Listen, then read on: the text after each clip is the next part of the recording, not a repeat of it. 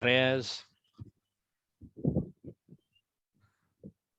Hare Krishna, Krishna Krishna, Hare Hare, Hare Ram, Ram Ram, Hare Hare.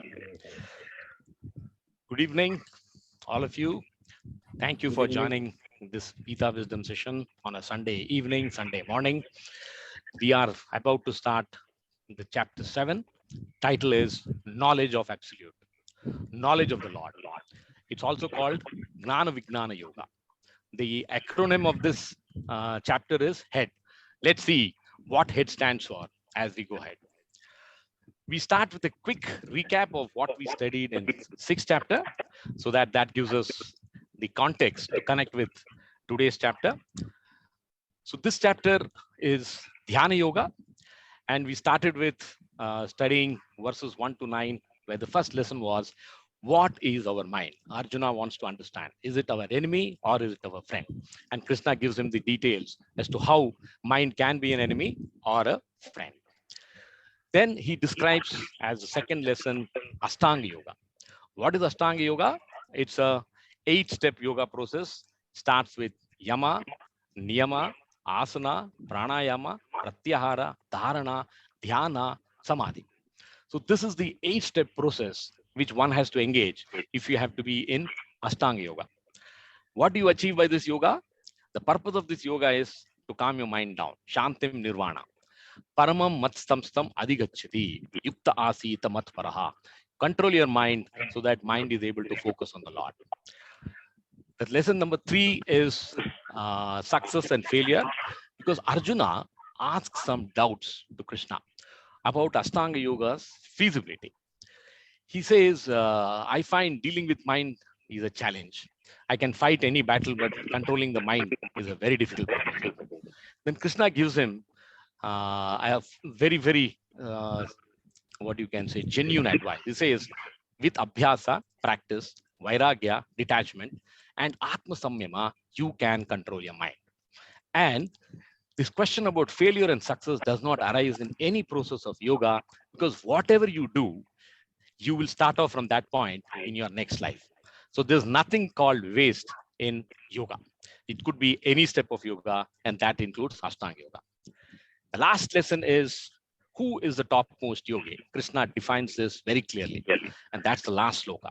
He says, Yoginam api sarvesham madgatinantara shraddhavan bhajate yomam same yuktamatamaha. So this is the seed verse for the next chapter. Knowledge of the absolute. In these chapters 7 to 12, Krishna presents the knowledge of himself. He tells us, or he tells Krishna, and through Arjuna, we all come to know this as to who is Krishna and how we can understand him, how we can see him. There are many questions these days when people ask, where is Lord? Where is God? Show me God. All these questions can be answered in this chapter. He is amidst us. He is amongst us. He is everywhere within us. That's the comprehensive answer that Krishna gives Arjuna. This chapter helps us to get inspired, and it strengthens our resolve to follow the path of Bhakti Yoga. What is the connection between chapter 6 and chapter 7? As I mentioned, 6.47 is the seed verse. And from that verse, because Krishna declares a Bhakti Yogi is the topmost yogi, and the next 6 chapters, starting from 7th, is the title, the middle section of Gita, which is Bhakti Yoga. And this is known as the crown jewel of Gita, because for this yoga, you don't need any pre-qualification. You can start as and when, as you are. You don't need anything extra to be a Bhakti Yogi. You don't have to come with any preparation. You don't have to invest anything. All you need to do is offer yourself to the Lord. It is as simple as that. In 7.1, Krishna says how you can get attracted to me. Because if Bhakti Yogi is the topmost yogi, then Arjuna's question is, how do I become a Bhakti Yogi? So the first chapter, this chapter's first verse is Krishna tells Arjuna how you can become a Bhakti Yogi. And till now, what we have studied, what we have completed in the first 6 chapters, we studied about Karma Yoga. So Krishna says, what is the foundation for spirituality or spiritual growth is detachment. Work with detachment. That is the lessons, that is the essence of the lesson that he gave Arjuna. Now he says, move your self from detachment to attachment. And he says, attach yourself to the Lord. That is Bhakti Yoga.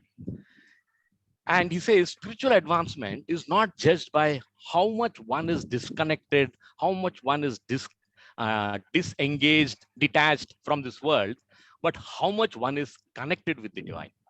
That's the essence of Bhakti Yoga. And we will see this, how Krishna gives a step-by-step answer to Arjuna's queries to convince Arjuna that, yes, he should engage himself in Bhakti Yoga. I am flashing this slide because this slide gives you the ladder of yoga, what Krishna is talking about. And in 6.46, in the last chapter, he says, a Bhakti yogi or a person who engages in Bhakti Yoga is superior to a tapasvi, a gnani, and karmi. So in our minds, we should be very clear as we start this chapter that Krishna is advocating strongly the path of Bhakti Yoga. He does talk about Karma Yoga, and in the next 6 chapters from 13th to 18th, he will talk about Gnana Yoga. But if we have to take this lesson, he's telling Arjuna, if you can focus yourself on Bhakti Yoga, that's the path which is the best, the topmost, and easier to follow for any layman in this world. Let's look at what's the flow of this chapter. We'll cover first 12 verses, and the first lesson is hearing. So the knowledge transfer process starts with hearing, an important hint to all of us. And what we are doing today is exactly following Krishna's advice. We are hearing to Krishna, hearing to the Lord's glories. So the glory of knowledge is described in the first 3 verses. Second, so this acronym, as I mentioned, is HEAD. H is hearing, E is everywhere. Now, this gets more interesting, more absorbing, because Krishna starts describing to Arjuna that where is he available? Where can you see Krishna? And once you go through this chapter, you will be left wondering, oh my, it is so easy to Krishna, to see Krishna, because he's everywhere. So that is the second lesson. And what does it describe in the second section, which we will be covering today in detail? It describes his material energy, that is Prakriti. He describes his spiritual energy, that is Jiva, that is all living beings, Sarva Bhutani. So what is the essence we learn on these 8 verses? Krishna is all pervasive. How? We will see. He is the source, cause, essence of everything in this world. And he is beyond the 3 modes. He also tells us how he maintains this world. The next 2 sections, accept or reject demigods, we will cover in the next class, because doing 30 verses in one class will become too, it is tiresome to cover, and you won't retain much at the end of the class. So I thought, let's split this chapter also into 2 parts, part 1, part 2. So we are starting the first lesson, that is hearing. So Krishna says, you can know about me through hearing. Then he talks about Gnana and Vijnana. That's why the name of this chapter, many authors also call this as Gnana Vijnana Yoga. What is Gnana? Is knowledge. What is Vijnana? It is realization. And then Krishna himself says in verse 3, how rare it is for a person to know about Krishna and understand Krishna. So we are now starting out on this venture to know about Krishna. That is Gnana. And then if you start following what he tells us, then that becomes realization. That becomes Vijnana. First verse. Shri Bhagavan Vacha. I just want to make sure that my voice is coming out loud and clear, isn't it? Very clear, very clear. Okay, thank you. Shri Bhagavan Vacha Mayi Asakta Manapartha Yogam Yunjam Mad Ashrayaha Asamshayam Samagram Mam Yatha Gnashyasi Tachrunu. One of the most important verses, because Krishna says, hearing Tachrunu reveals knowledge about me, about Krishna. What's the translation? The Supreme Personality of Godhead said, now hear, O son of Pritha, how by practicing yoga in full consciousness of me, with mind attached to me, you can know me in full, free from doubt. This is the verse which Srila Prabhupada has given the maximum classes on Gita. That can help you understand the importance of this verse. Now, let's start with understanding Bhagavan.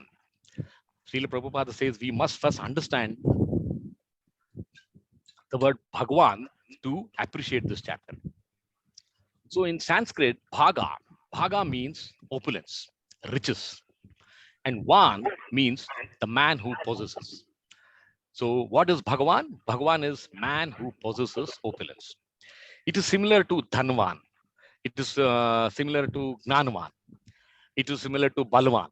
So that is the meaning of the word Bhagavan. So it's the man who possesses the opulence. Bhagavan is speaking this verse. That's Krishna to Arjuna. And what is the uniqueness of this opulence? There are 6 opulences which are defined. What are they? It is said, Aishwarasya, Samagrasya, Viryasya, Yashasasya, Knana Vairagyos Chaiva, Sannam Bhaga Itingana.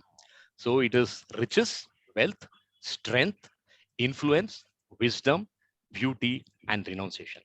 There are only 6 known opulences in the world, and there is only one man, one person who can claim to have this in full. That is Krishna. That is why he is known as Bhagwan. You can understand that, if you see a wealthy person today, maybe it's an Ambani or a Tata or a Birla, you have so much of respect for him because he has just one opulence, wealth in full.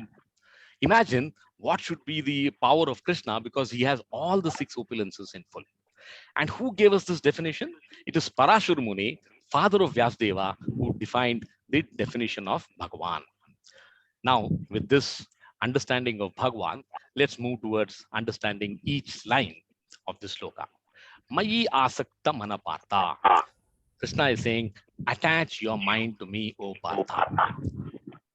When he says attach your mind, it is like, how do we understand this attachment? I'll make it come alive with an example. Just imagine a pair of young lovers. They cannot forget each other. Why? Why do they become attached? Because they know about each other and they are in love. And they believe strongly that they are made for each other. That's the way you can make your mind attracted and attached to Krishna. That is what Krishna is saying. Mayi asakta manapartha. Develop that intensity of love for Krishna. And all of us have the propensity to love. No one has to teach us to love. It comes within us. It is ingrained. It is just that we have to awaken the love, train ourselves to increase our attachment. And then Krishna is also saying, how do you do that? He says, you can increase your attachment to me by yoga, because yoga is the process of connecting with the Lord. He says, Yogam Yunjan Mad Ashraya. Ashraya is shelter. Mad Ashraya is param shelter, prime shelter. You completely surrender to the Lord. He's offering it to Arjuna, saying that you can attach your mind to me by seeking my protection. Now, let's again understand this. What does a beloved do? Or let's say what a lover does to his beloved. He protects her or him. That is the process of love. What does a father do to his child? The father protects the child. Similarly, if we attach ourselves to Krishna, we seek his shelter, we seek his protection, he will protect us. So you attach your mind to me and then seek my protection. That is Yogam Yunjam Madashraya. Asamshayam, without any doubts. Take out the doubt from your mind. What if Krishna doesn't listen to me? What if Krishna doesn't reciprocate? Take this out. This doesn't exist. Be absolute. If you believe in him completely. Asamshayam samagram mam. Believe in me totally. Yatha, as Gnashyasi, you can understand. Then you will know me completely. This is the process that Krishna says that we have to hear about him and attach ourselves to him. So hearing is one of the most important process of the limbs of bhakti. There are 9 limbs of bhakti, and it starts with Shravanam, Kirtanam, Vishnupada Sevanam. That's the importance of hearing. Hearing tells us about the path, and hearing is also the path, because through hearing you get attached to Krishna, you get attracted to Krishna. That's the importance of hearing. So in this verse, Krishna is giving 6 steps to Arjuna. I'm trying to make it as simple as possible. So first step is Shrunu. That's Shrunu, hearing. And we all are in the process of Tat Shrunu as of now. We are hearing to the Lord's glories. Second, he says, Gnashyasi, get knowledge of Krishna. Get to know Krishna. Gnashyasi samagram, know Krishna in full. And if you go through this chapter, we will try to understand Krishna in full. What does knowledge give you? Knowledge takes away, frees you from all the doubts. Asamshayam. That's the third step. Then he says, Ashraya, seek shelter. As a lover seeks shelter from her beloved, similarly, we should seek shelter from our beloved and make that Krishna. Make that as Krishna. Yogam Yunjam. How do we connect ourselves? Engage yourself in yoga. And we have studied Karma Yoga, and now we are studying Bhakti Yoga. We have seen the ladder of yoga. You have Bhakti Yoga, Ashtanga Yoga, Gnana Yoga. If we are smart, we should pick up Bhakti Yoga because it comes naturally to all of us. You don't really need any pre-qualification. Yogam Yunjam, connect with Krishna. 6th step, Asakta Manaha, attach your mind to me. Seek me out with interest, with a desire. You show the desire and he will reciprocate. That's the starting verse. So in this verse, he has told us how do we embark on the journey of Bhakti Yoga.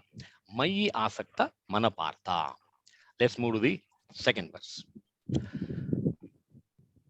This is where he gives us why this is called Gnana Vijnana Yoga. Gnanam te ham savijnanam idam vakshyami asheshataha yagnatva neha bhuyo anyaj gnatavyam avashishyate. Now, what is Gnana? Greatness.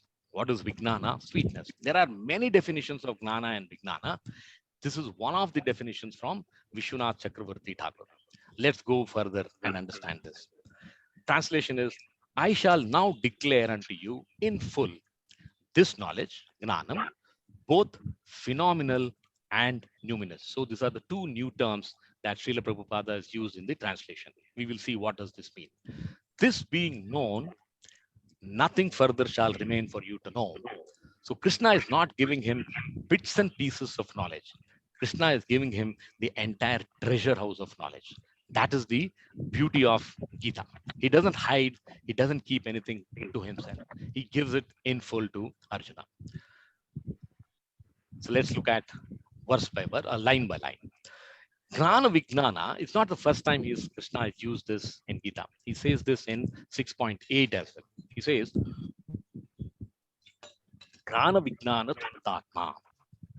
So Krishna is speaking about the glory of knowledge. Upanishads talk about the same principle, the same concept as Tattvatraya. What is Tattvatraya? There are 3 pieces to knowledge. Gnana. Jiva, Jagat, and Jagadish. This is called the 3 J's. Jiva is all living beings. Jagat is this Prithvi, universe, and Jagadish is the Lord. If you know this 3, You have understood the material creation. So this is what is Gnana as per Upanishads. In essence, we can understand Gnana, which is the theoretical knowledge. And what is that Gnana that Krishna is going to tell us? He says that we are part and parcel of Krishna. This is the knowledge. And Vijnana refers to the realization of knowledge. Now we are listening to this, so that is knowledge. Now when we act upon it, that becomes Vijnana. If we act upon knowledge, that can become transformational. That is the power of Gita. So Gnana is to hear about Krishna and Vijnana is to engage in his devotional service. Then you have implemented that knowledge, you have realized that knowledge. Now, what is philosophy? Philosophy is search for deeper meaning of things in this world. And Srila Prabhupada is using two very powerful words to give us insight into philosophy.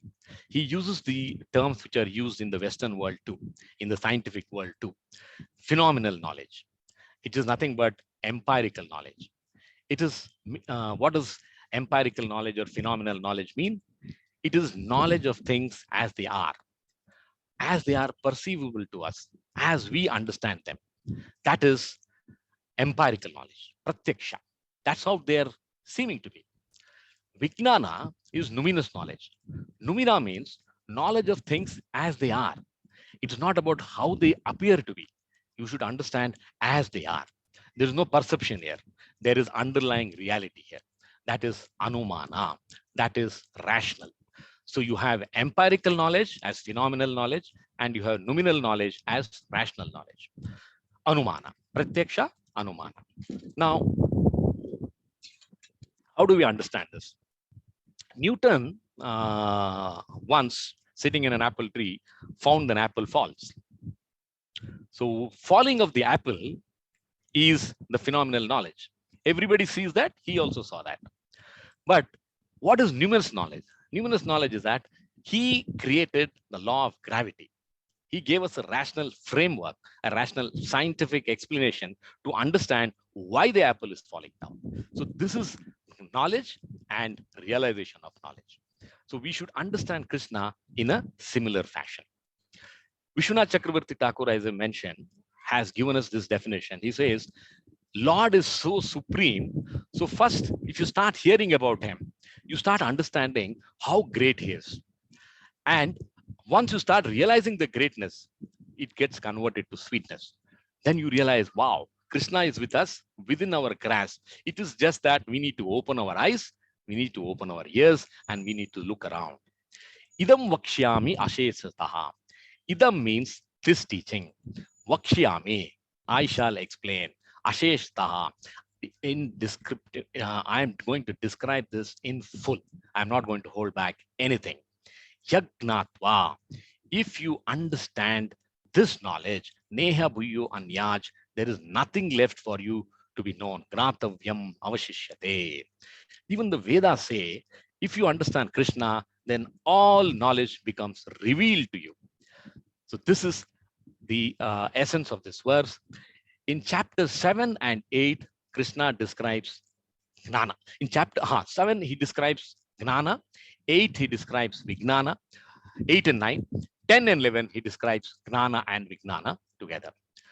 Now, if you have to understand this Gnana and Vijnana in slight more detail, if we are today studying Gita, what does Gita reveal? Gita reveals Krishna's identity. Now you are a serious student of philosophy and you want to understand more, then you start reading Bhagavatam. That gives you an idea about God's activity. Now, for example, in Gita, he says, I am the creator. Bhagavatam tells you the process of creation, how Krishna goes about creating this universe. So the Bhagavatam is the second step in knowing about Krishna.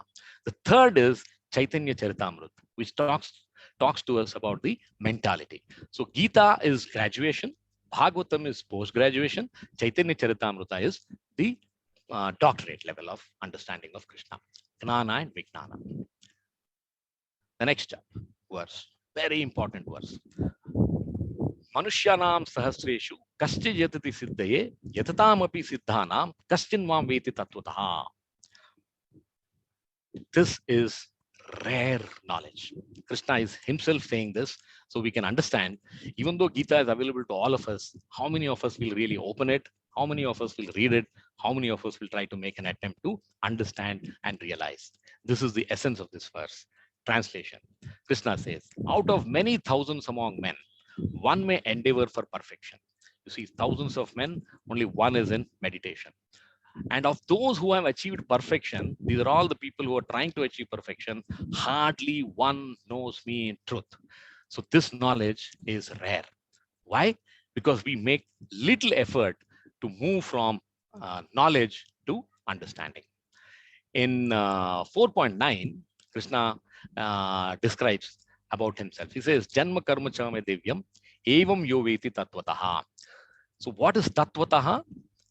Any verse that you see tattvataha, we should start understanding that Krishna is telling us how to know him, how to understand Krishna. And he uses this word tattvata in many other verses.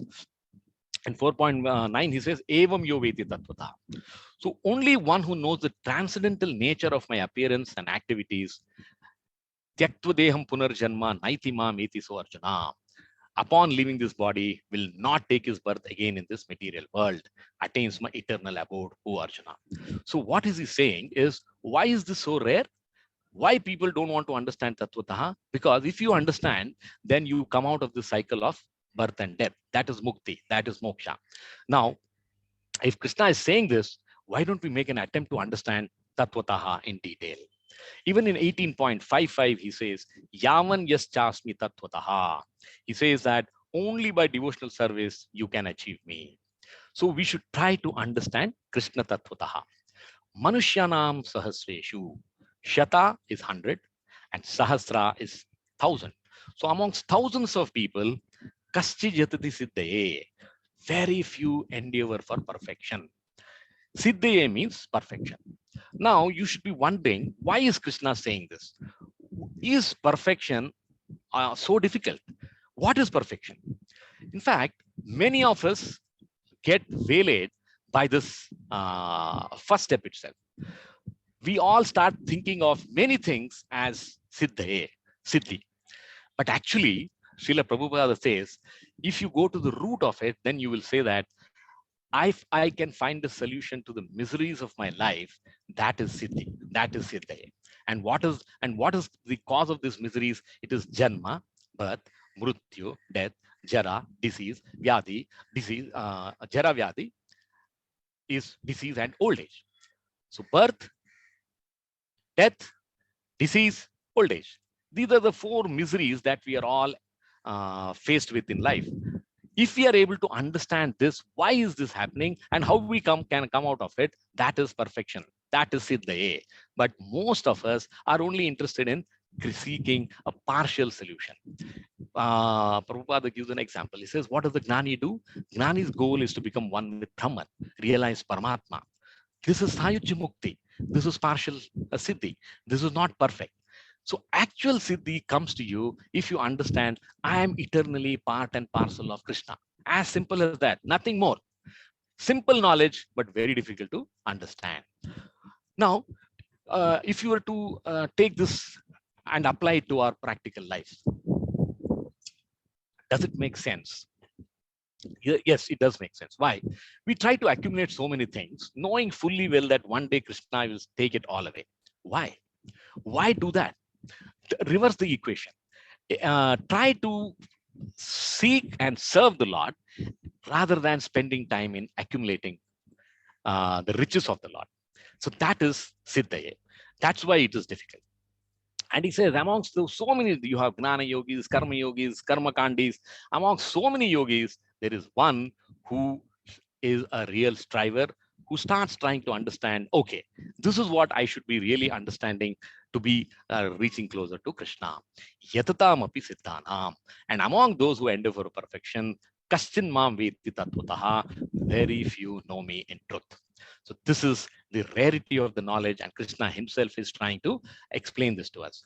And why is this? Because we are all busy engaging ourselves in four activities. What is that? Eating, mating, sleeping, and defending. So If we were to step out of this animal propensity, then we can start getting an idea and understanding of Tattvataha. And rarity of knowledge is emphasized not only here, another verse, I think in another two places, he says the same thing. In 7.19, Krishna says, Bahunam Janmanam Ante.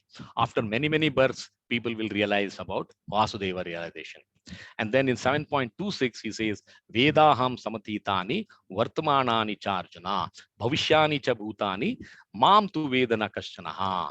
I know everything that has happened in the past, all that is happening in the present, and all things that are yet to come. I also know that all living entities, but very few know me in truth. This is after Krishna has told Arjuna what is the Tattvata and what is this animal propensity. I came across this popular chant. We all know Hanuman is a great devotee of Rama and Hanuman is a Chiranjeevi. So this chant is about Hanuman. People say, Hanuman ji, tum to bal brahmachari ho, mujhe de do ek nari. This is the ultimate essence of our prayers to Bala Brahmachari. Don't you feel like laughing?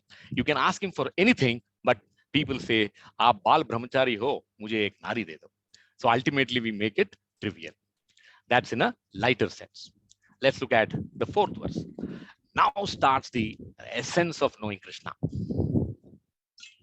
After each one of these verses, you will say, wow, we had never looked at this from this point of view at all. Bhumir apo analo vayu, kam manobuddhir evacha, ahankara itiyam me, bhinna prakritir astada. So now Krishna starts describing his energies.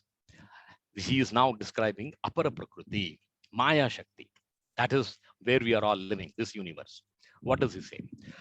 Bhumir Apo Analo Vayu, earth, water, fire, air, ether, mind, intelligence, and false ego, all together, these 8, Astada, constitute my separated material energies. Bhinna Prakritir. Let us look at this.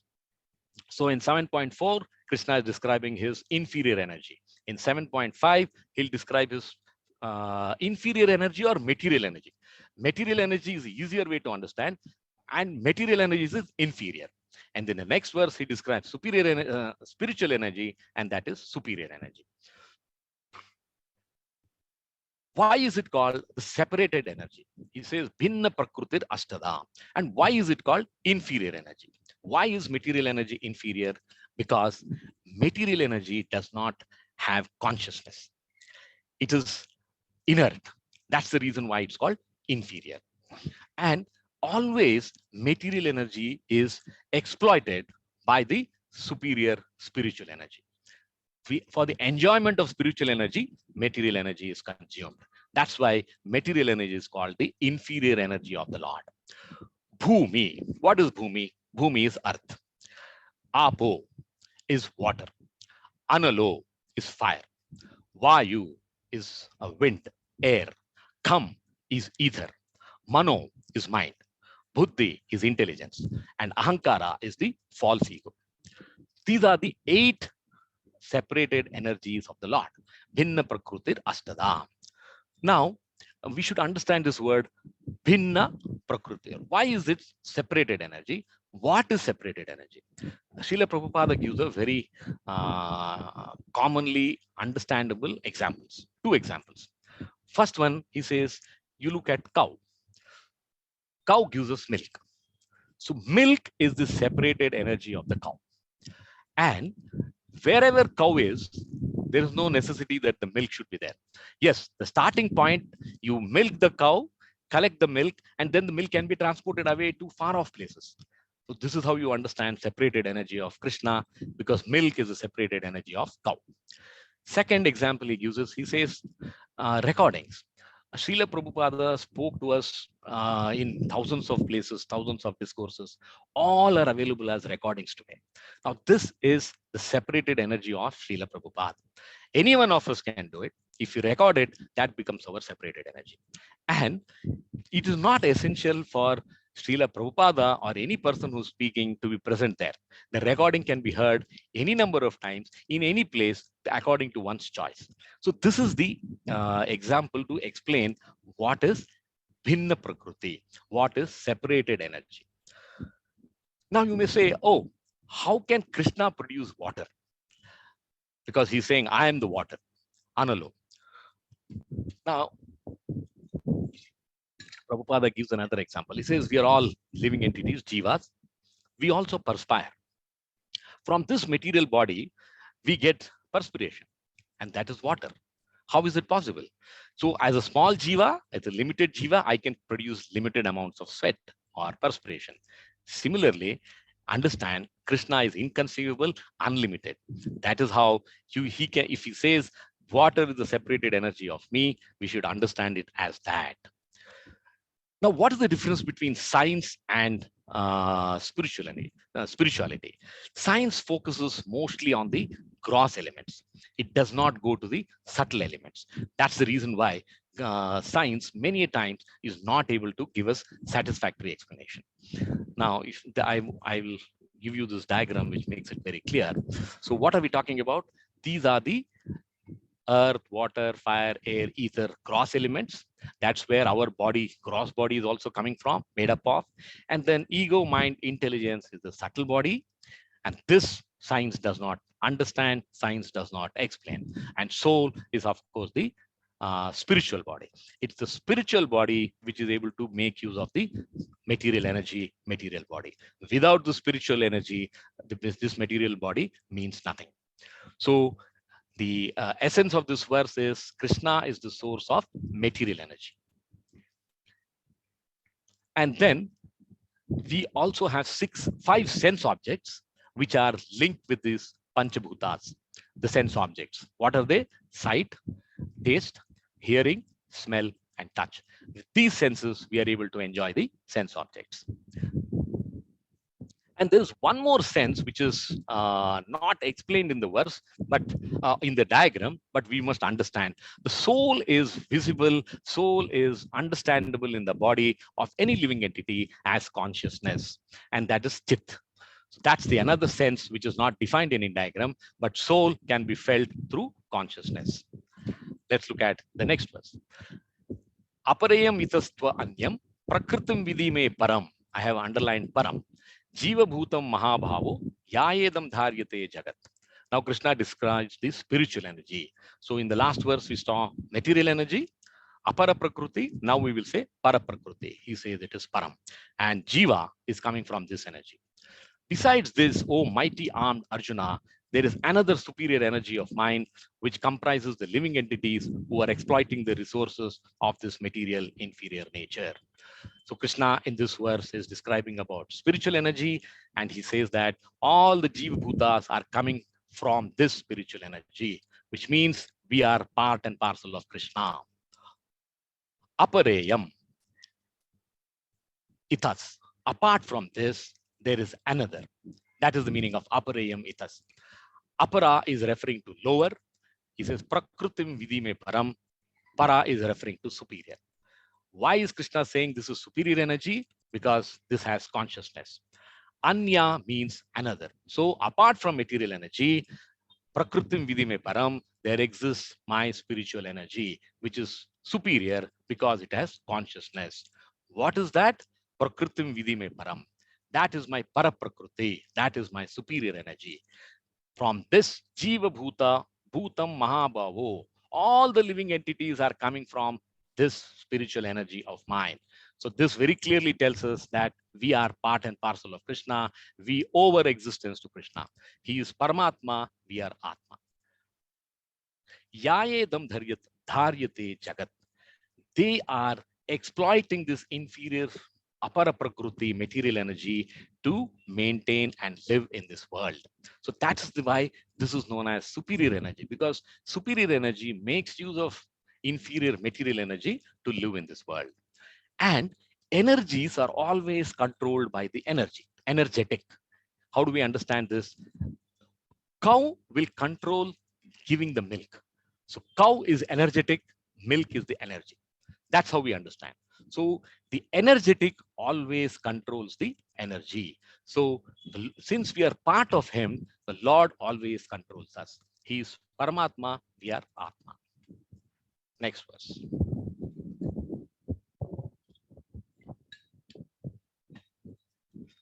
Etad yonini bhutani sarvaniti upadharaya aham krishnasya jagata prabhava pralayasthatha.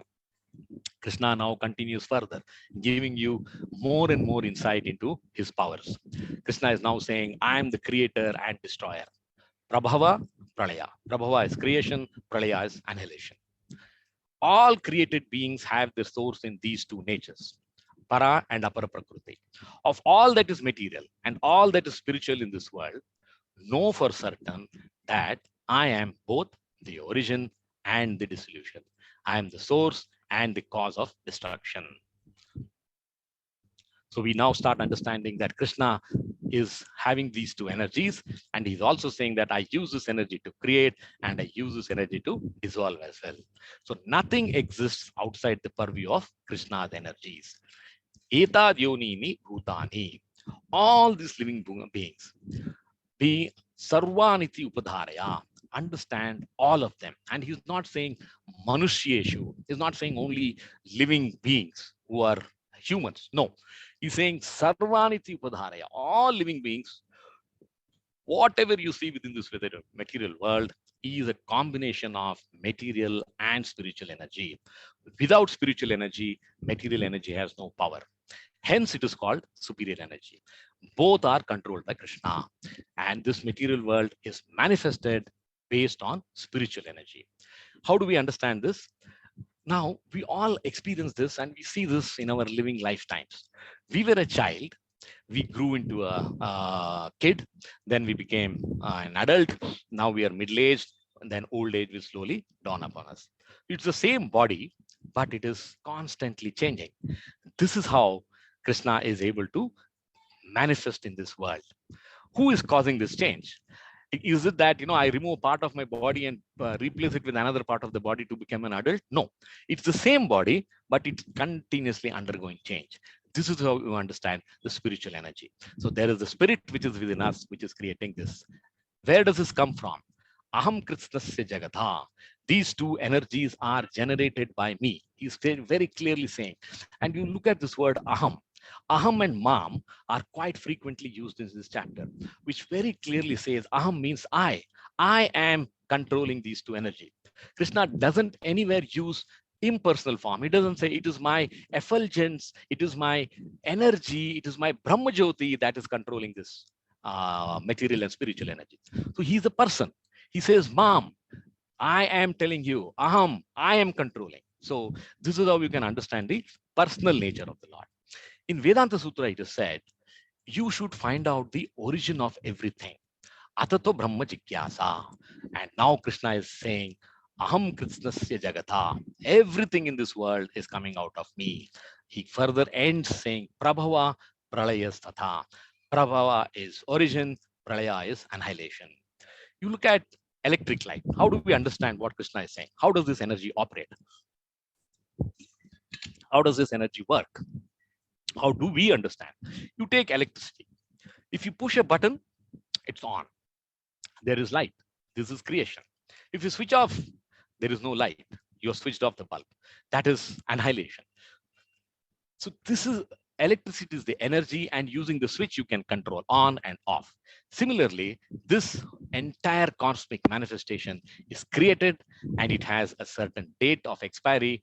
It will be born and be destroyed at that particular date. This is how Krishna operates and maintains this world. Next verse. This is even more interesting. Matta parataram nanyat kinchi jasti dhananjaya mai sarvam idam protam sutre manigani iva. What a fantastic metaphor he gives to understand how this cosmic manifestation is being controlled by Krishna. He says, I am the maintainer and I am the supreme personality. And this verse will tell us how he is doing this. O conqueror of wealth, Dhananjaya, there is no truth superior to me.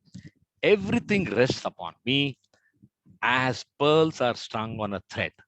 This is the metaphor. And here, this is another word which Krishna uses for Arjuna many a times, Dhananjaya. Why does Krishna call Arjuna Dhananjaya? Dhananjaya means one who has conquered or has conquest over riches. After the Kurukshetra war, the treasury was empty. And Dharmaraya, as the king of Hastinapura, wanted to conduct Ashwamedha Yaga to rid himself or to free himself of all the impious deeds that he had created in the war. But the problem was the whole treasury was empty. There was no money. Then Arjuna seeks help from Krishna. Then Krishna gives him a suggestion and a solution. And Arjuna implements it excellently. And from that day, he is able to find so much of wealth that the entire treasury is full and Dharmaraya is able to conduct the yagya. From that day, Arjuna came to be known as Dhananjaya, a man who has control over riches. So now Krishna is saying that he is the supreme being. Matta parataram nanyat. Matta is again a personal form of address, and there is no one else. He is explaining how he is able to maintain this world. Matta is beyond me. Parataram. Paratara is an superlative, intermediate superlative. We know this: good, better, best. So Parataram is there is nothing superior to me. There is no truth better than me. There is no truth higher than me, because I am the cause and I am the effect. I am the energy and I am the energetic. I am the Shakti and I am the Shaktiman. Kinchidasti Jananjaya. There is no possibility than I am the highest truth. You should, and this is absolute. There is no ifs, buts, tentativeness. He's stating it upfront, plain, frank. I am the highest truth. How do we understand this? He's saying he's smaller than the smallest.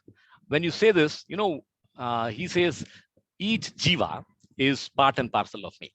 How do we understand this? We saw the diagram soul. We said it is spirit. You know what is the size of the spirit? It is 1/10,000 the tip of the human hair. You know how small is a human hair, and you split that 10,000 times, then you will get the size of the soul. It is such a small soul which exists in all living beings, from an elephant to a shark to a dinosaur when it existed, and we are all alive. Imagine the capability of Atma within us. So he says, I am smaller than the smallest, greater than the greatest. And he exists as a silent tree. He illumines the entire transcendental sky, just as a tree spreads its roots. Can you really see the spirit working within our body?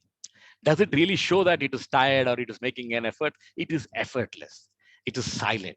That's the transcendental energy of the Lord. Mayi sarvam idam protam. All the universes, everything that is existing in me. Everything, everywhere, I am expanded. How do we understand this? He's talking about two things. One is transcendental. He is eternal. He lives in Goloka and he exists there eternally. That's why if you seek mukti and moksha from Krishna, if you are able to satisfy him, you go to Goloka, from which there is no coming back to this material world. This is transcendence. Second is eminence. Eminence is he is within matter. He is within our body. You don't have to see him anywhere. He is within us as Paramatma. And that is how he pervades all of us.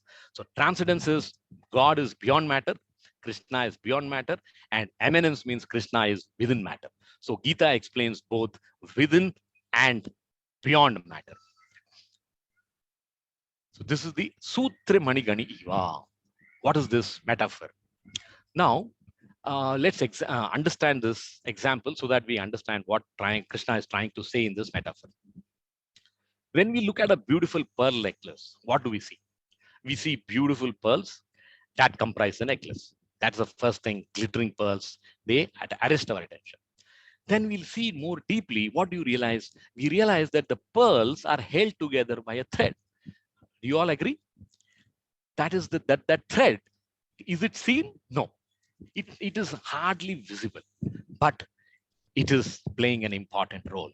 And Krishna is saying, I am the thread. Krishna is the support on which this entire universe is resting.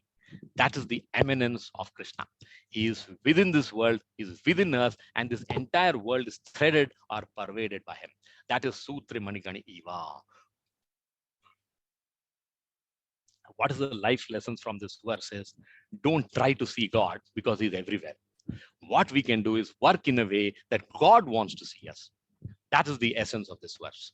This is the necklace and this is the invisible thread that I was referring to. Next verse, even more interesting. Raso aham apsu kaunteya, prabhasmi sashi suryayo, pranava sarva vedeshu, shabda ke paurusham rushu. O son of Kunti, I am the taste of water. Imagine the light of the sun and the moon, sashi suryayo, the syllable om in the Vedic mantras, pranava. I am the sound in the ether and ability in man. So this verse certainly helps us become Krishna conscious.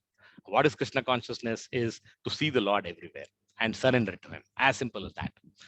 Because he's seen everywhere around us. Every living minute we can remember and we can connect with Krishna. After reading this verse, it becomes very easy to understand. Raso aham, apsu kaunteya. What is rasa? Rasa is taste, attractive taste. Aham, again I have underlined this. Aham is I, person. Apsu is water. Kaunteya is arjuna. So what is Krishna saying? I am the taste of water. So whenever you sip a glass of water, you are tasting Krishna, because the taste of water is Krishna. Krishna is the sapidity of water. Presence of water makes taste accessible to us. How do we understand this? So we all know our tongue is coated with saliva. And what is saliva? It's transformation of water. Because of saliva, we can experience all other tastes. So this taste is coming from Krishna. Prabhasmi Shashi Surya Yo. Shashi is moon, Surya is sun. He says, I am the light, the effulgence, illumination of the sun. Sunshine and moonshine. Both are Krishna's energies. Sunshine is the reflection of Brahma Jyoti, which is Krishna's bodily effulgence. Now, science explains the mechanism how sun is burning so brightly using atomic fusion. And because of that, enormous light energy is generated and he is visible throughout this world. This is the explanation of the mechanism. But Krishna says in 13.23, Upadrushta Anumanta Cha Bharata Bhokta Maheshwara. He says, I am the overseer, I am the permitter, and I am the grantor. So any mechanism that you see and understand and define by science is nothing but coming out of Krishna. We are only trying to understand the material part of his energy. We are never moving into the spiritual part. I am the Pranava. Pranava means Omkara, the sound Om. We all know of the word Omni. So it has the same etymological root. Omnipresent, omniscient, omnipowerful. All this is coming from the word Om. No, when we chant Gayatri Mantra, we say Om Bhurbhuva Swaha. So Om is the invocation of the Lord. In all mantras or in many mantras, we use the word Om to invoke the Lord. What is Om? Om is the transcendence. He is present everywhere. So he's saying, I am the Pranava Om. Shabda ke paurusham rushu. He says, I am the sound in ether. Now, if you understand what he's trying to say is, I am the sound in the ether. So each sense object is associated with a sense. Let me show this through this. So this is the direction of manifestation. So what Krishna says, we have Panchabhuta, we have the sense object, and then we have our senses. This is how we manifest Krishna. Ether is the Panchabhuta, sound is the sense object, and ear is the senses. Air, touch, skin. Fire, form, eye. Water, taste, tongue. Earth, fragrance, nose. So this is how you can see Krishna all around us, all amidst us. Paurusham Nrushu. I am the Paurusha, the ability in man, the potency, the competence in man. Nrushu is human being. So a man or a human being or a Jiva Bhuta excels and flourishes by the Paurusha in the body. How do we understand this Paurusha? Manliness in man, child. If there is no childishness in a child, will it be called a child? So this is how we understand Paurusham. He is present in all of us. Next verse. Even more interesting. Punya Ganda Prithviyam cha Tejas chasmi vibhavaso Jivanam sarva bhuteshu tapas chasmi tapasvishu. Krishna says, I am the original fragrance of the earth I am the heat of the fire. I am the life of all that lives, and I am the penances of all ascetics. Now, then after all this chapter, we should start asking ourselves, where do I find a place where there is no Krishna? Because he is present everywhere. Punyagandha. Punyagandha means aroma. It is flavor, smell, taste, which permeates everything. And Krishna says, I am the aroma. I am the fragrance of the earth. And how extraordinary is this fragrance? Let's understand this. Let's take, you plant a seed and you water the seed. And that seed blossoms into a lovely rose plant or a jasmine flower plant. Now, if it's a rose plant, the rose flower will have the rose fragrance. If it's a jasmine plant, it will have the fragrance of a jasmine flower. Where is this fragrance coming from? The seed did not have the fragrance. The water that we used to nourish the seed did not have the fragrance, but the flower, the end product, has the fragrance. Where is it coming from? Krishna says, I am present as aroma in the Prithvi. Punyagandha Prithviyam cha. Can we separate this fragrance from the earth? Now, that's a question for the scientists. I don't think they have been able to find an answer to this. Tejas chasmi vibhavasav. What is vibhavasav? Vibhavasav refers to the fire. He says, I am the heat of the fire. So sunshine and moonshine. We talk about light primarily. In the last verse is Prabhasmi Sasi Surya Yo. I am the light of the sun. And now he says, heat. I am also the heat of the light. Sun gives us heat, and that is Krishna. He says, I am light of the sun in the last verse, and he says, I am the heat of fire in this verse. So what is that? Essence of fire is heat. That is Krishna. The bright natural glow that we see, that is Krishna. The ability to burn of fire, that is Krishna. The power of fire to destroy everything, that is Krishna. So the fire can burn, illuminate, relieve cold in all things, that is Krishna. Jivanam sarva bhuteshu. He does not say manusheshu. It is not only referring to human beings. He is referring to all living beings. And what he says, Jivanam sarva bhuteshu. The lifespan of all living beings are controlled by Krishna. It's only by his grace that we can prolong or diminish it. That is the reason. Where do you see Krishna? You can see that as lifespan in every living being. And it is so difficult to understand where life is coming from. No, scientists have tried to, put a person who is about to pass away in an enclosed cabin, trying to find out if they can see the soul escaping the body. They have not been successful till now. That is the power of spiritual energy. And Krishna is saying that life is me. Jivanam sarva bhuteshu. Another aspect of this is that every doctor, many hospitals carry this. Doctors can treat, but God is one who heals. Because we can give medicine, but the healing power is not within us. The healing power comes from the Lord. Tapas chasmi tapas vishu. I am the tapas. Tapas means austerity. Of the tapas vishu, of the ascetic. So capacity of austerity is also coming from Krishna. Now, for example, this coming Saturday, today is 5th, so 11th is Nirjala Ekadashi. Now, only person who does Nirjala Ekadashi can tell you how difficult it is to do Nirjala Ekadashi. And there are many people who do Nirjala Ekadashi every Ekadashi. So Krishna is saying that I am the capacity of austerity is also coming from Krishna. So that's the essence of this verse. Next, Bijam Mam Sarva Bhutanam. Again, he says Sarva Bhutanam, Vidhi Partha Sanatanam, Bhuttir Buddhimatam Asmi, Tejas Tejasvinam Aham. Again, I have underlined Mam and Aham. Very clearly saying, Krishna is loudly saying, I. He's referring to him as a human being, as a person. O son of Pruta, know that I am the original seed of all existences, the intelligence of the intelligent, and the prowess of all powerful men. In the last verse, he says, Jivanam sarva bhuteshu. Now he says, Bijam mam sarva bhutanam. Bijam means seed. The seed is eternal. How do we imagine this? What is Krishna? Why is Krishna saying, Bijam mam sarva bhutanam, Vidhi partha sanatanam? You imagine a seed. And that seed is small. You plant it, you water it, and then it becomes a huge, gigantic banyan tree. So the origin is so small, a small seed, but then it ends up in becoming a huge banyan tree. And where is that seed? Krishna is saying that seed is within Krishna, it is within you and within everyone, each one of us. Every living being carries the seed in him. How do we understand this? As soon as the seed is placed in the mother's womb, it begins to fructify little by little. Baby is born and continues to grow. This is what Krishna is saying. The difference is now all of us have, as a human being, we can give rise to a human baby. As an animal can give rise to an animal.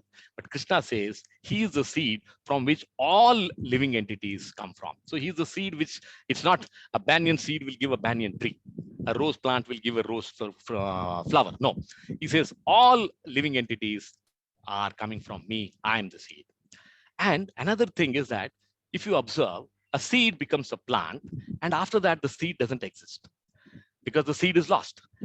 Now, if an egg in a human is transformed into an embryo, and embryo is, it gives rise to a child, and then the embryo doesn't exist. But so the seed, the essence of it, since saying the difference between Krishna and us is the seed and the embryo disappear after giving birth. But Krishna says, Vidhi Partha Sanatanam, I am the seed which exists eternally. In fact, in the following verses, he says, Aham Bija Pradapitaha. I am the seed giving father of the entire living universe. Buddhir Buddhimatam Asmi. I am the intelligence of the intelligent. You name any intelligent person. It could be Madame Curie, Albert Einstein, Isaac Newton. They were all great intelligent people. Krishna says, I am the intelligent of that intelligence of that intelligent people. That's why they became world famous as great scientists. It could be a sportsman, it could be any field. That special capacity is coming from Krishna. Tejasvinam Aham. He says, I am the power of the powerful. So how do we understand this? Arjuna got the realization that what Krishna is saying, I am Buddhir Buddhimatam Asmi. I am Tejasvinam Aham. So where is this power of archery coming from? It is coming from Krishna. So what I should do, I should use this prowess to satisfy Krishna. That is why he says, Krishna, I will fight the battle of Kurukshetra. So Gnana is knowing about Krishna, Vijnana is surrendering to Krishna. And that's what Arjuna did. 11th verse. Balam balvatam chaham kamaraga vivarjitam dharma aviruddho bhuteshu kamo asmi bharatar sabha. This is even more interesting.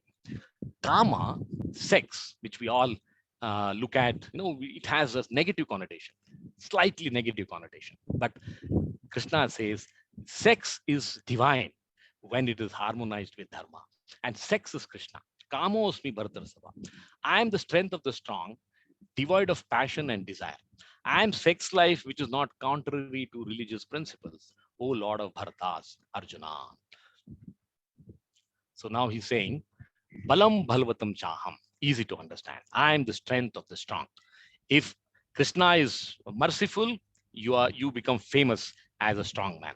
The moment Krishna's mercy is withdrawn, you become a non-entity. I was recently reading about Madam Kochar. She was once upon a time the most powerful lady in this world, or at least in our country, the CEO of ICICI Bank. Today, if you see, you can't even recognize her. Chanda Kochar has gone down like anything. So she was once rich, intelligent, beautiful, powerful. But the moment the mercy of Krishna is gone, she's a non-entity.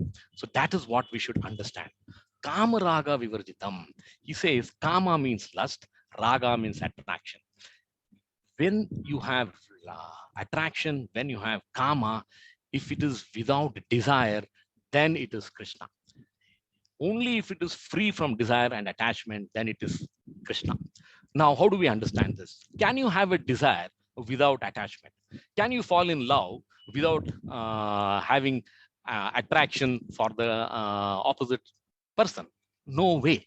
But that is the beauty of bhakti. If you surrender to Krishna, then your love is selfless. You don't love a person because of aham mameti. Aham mameti is my land, my money, my beauty. That is not where Krishna lies. The moment you take out my, and say this is Krishna's land, Krishna's money, Krishna's beauty. That is Krishna consciousness. Nothing other than that. Take out I from our life, take out me from our life, then you become Vijnana. Then you become realized. That is Krishna realization. Then he says, Dharma aviruddho bhuteshu. So the desire which is aviruddha, not opposed to dharma. So what is dharma? Dharma is dharmam tu sakshat bhagavad pranitam. The Lord himself is dharma. The rule of the Lord is dharma. So that's why he makes all effort to uphold dharma. As long as you follow dharma, Krishna is with you. The moment you follow adharma, Krishna is not with you. He says, Kamo asmi bharatar sabha.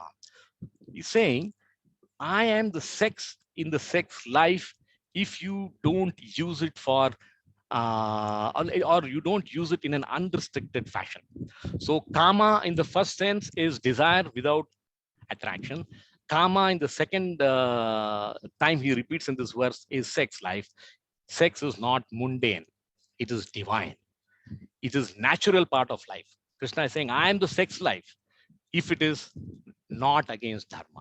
So if you have a sex within the framework of marriage, it is worshipping the Lord. So if you don't make sex the central purpose of life, it is a part of life, an important part of life. It's not a constant object of thought. Don't make it trivial. You know, you see this advertising industry, people writing cheap comments in public toilets, etc., etc. That is trivializing sex. So as long as sex is sacred, then you're able to connect to the divine. Can we really understand that sex is also a way of seeing manifestation of Krishna? This is the power of Krishna.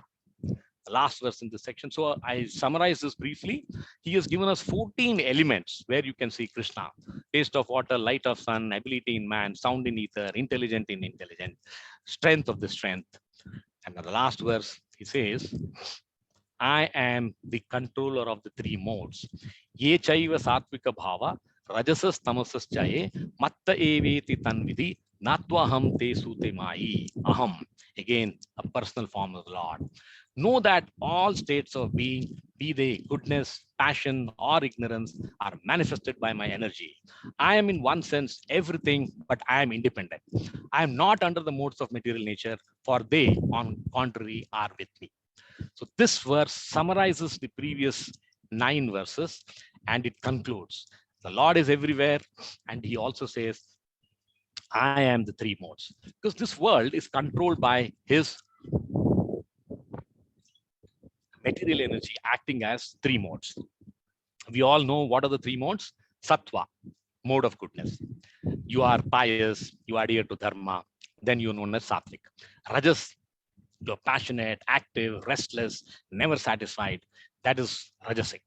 Tamas is ignorance, lazy, unclean, no appreciation for culture, lazy. So these are the three gunas that control every living being in this world. Nobody is free from that. And this exists in a combination. Either you will be in sattvic guna, or you will be in rajasic guna, or many a times you will be in a combination of rajasic and tamasic. So millions of combinations can happen between these three modes. Now you say you go to a temple, you are in mode of goodness because you are in peace when you are visiting the temple. You are in office or stock exchange or in your business shop. What do you experience? You experience a mode of passion. Let's say you're in a bar, you know, you're in a gambling den, you're in a race course betting. What do you experience? You experience tamasic. So this is how the guna are controlling us. What are these gunas? Gunas are the qualities. What is the other way of understanding this guna?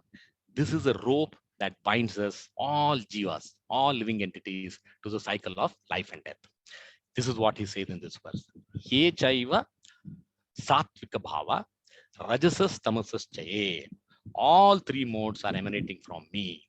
Matta eveti tanvidi. Know they are coming from me. They are, everything is coming from me. Its essence is me. Its source is me. Natva aham te sute mahi. However, I am not under the control of the modes of nature. So it's like understanding all ornaments require gold as the substratum. The ornaments are in gold. If you melt the ornament, gold still remains. That's the beauty of Krishna.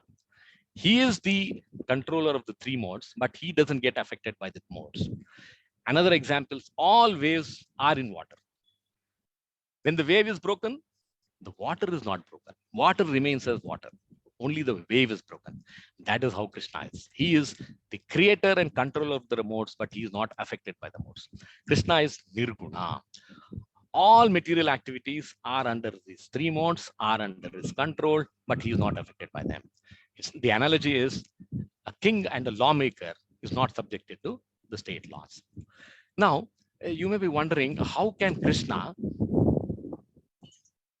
Sattvic you can understand, but then how can he be also the cause of Rajasic and Tamasic?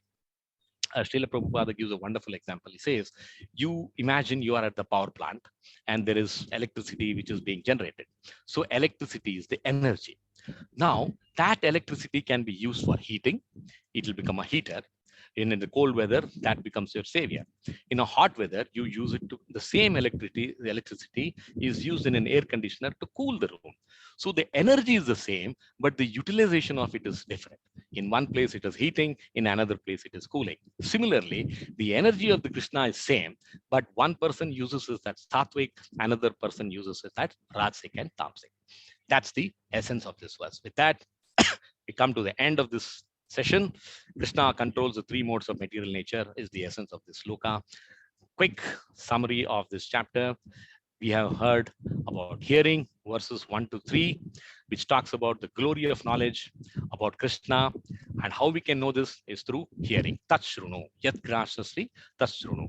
Gnana and Vijnana, knowledge and realization. And this knowledge is very rare because very few people try to understand and realize. The lesson 2, he is present everywhere.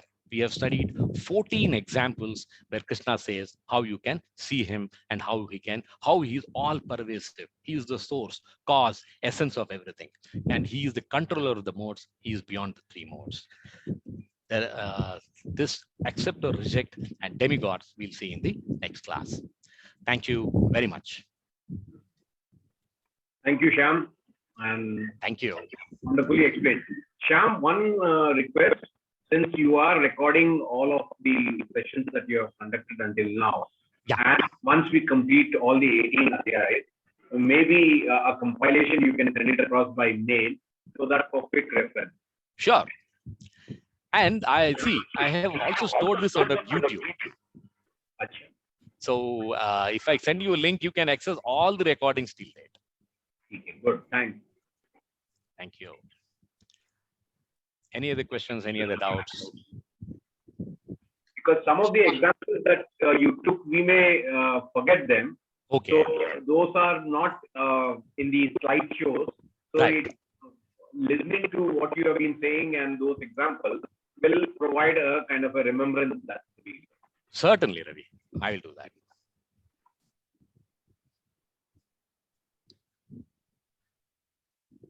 Did you all enjoy the essence of knowing about Krishna, knowledge of Krishna?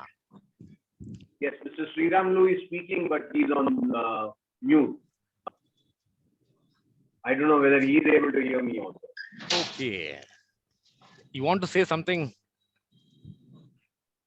He's on mute, I can see. Can you hear me now? Yes, I can hear you. Yes, sorry. Yeah, I heard this before, but I understood better. I think the Bhagwadgita is like that. If you keep reading, you understand better and better. You know, every day you understand something. Very true, right? Very true. Very true. Yeah, I think this session was very good. I understood this Gnana Vijnana Yoga very well. Thank you. Thank you. In fact, I always quote this example, Uncle. My wife Sneha's great grandfather, Sali Ramchandra Rairu, he has read Gita 2,800 times. Oh my God. Yeah, Dr. Desai keeps saying that. I know about, I think there is a book about Sali Ramachandra. Yeah. Correct. Imagine those days, we did not have access to knowledge as easily as it is available today. So you had to do Swadhyaya, and he used to read. And each reading gave him some new realization. Yeah. Same, I think, 2,800 times is really incredible. Unbelievable. Unbelievable. Yeah. Unbelievable. Yeah. what patience he should have. Every verse, because we know that we are only trying to get the superficial meaning of it. We're not really getting the essence of it. Then you read it again. I mean, you explained very well with the omnipresent of the God, Krishna everywhere. Yes, prana, Om prana, the Omkara. Omkara, yeah. You taste, you drink water, you can feel Krishna. Yeah. You see sunshine, you can see Krishna. So he is all pervasive. Yeah. Right. Thank you very much. Well, Hare Krishna. Hare Krishna. Hare Krishna. Thank you. Thank you very much. Thank you. If there are no questions, then I'll. Yeah, one day on the small question, Sham. Here, Parmesha. Dhananjaya is supposed to come after the end of Kurukshetra, according to you. That's what you mentioned. But Krishna is addressing before the Kurukshetra war started, one day before. See, this Dhananjaya, there are many stories attached to Dhananjaya. And Dhananjaya means one who is able to conquer the opulences. And the most referred to story about why he became famous as Dhananjaya was when Dharmaraya says, "Oh dear brother, I don't have money to conduct Ashwamedha Yaga." And then Arjuna says, "What do you want me to do? Because I have also fought the war and I know there is no money in the treasury." Then since Arjuna is the dear friend of Krishna, Krishna signals him, "I will give you a solution." Then, and you know, Arjuna is the, what you can say, most resourceful of all the 5 Pandavas. And he took the lead in finding that treasury, which was long lost. And Krishna says where he can find it. So he goes there, searches for it, finds it, and brings back the treasure. Then that day, he became famous as Dhananjaya. Okay. But there are 2 or 3 other stories also, before also, why he was referred to as Dhananjaya by Krishna. Okay.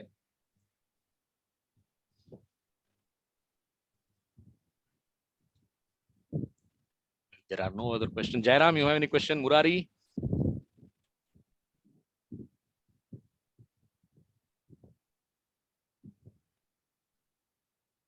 I think no questions then. So let's call an end to the session. Thank you very much. Hare Krishna.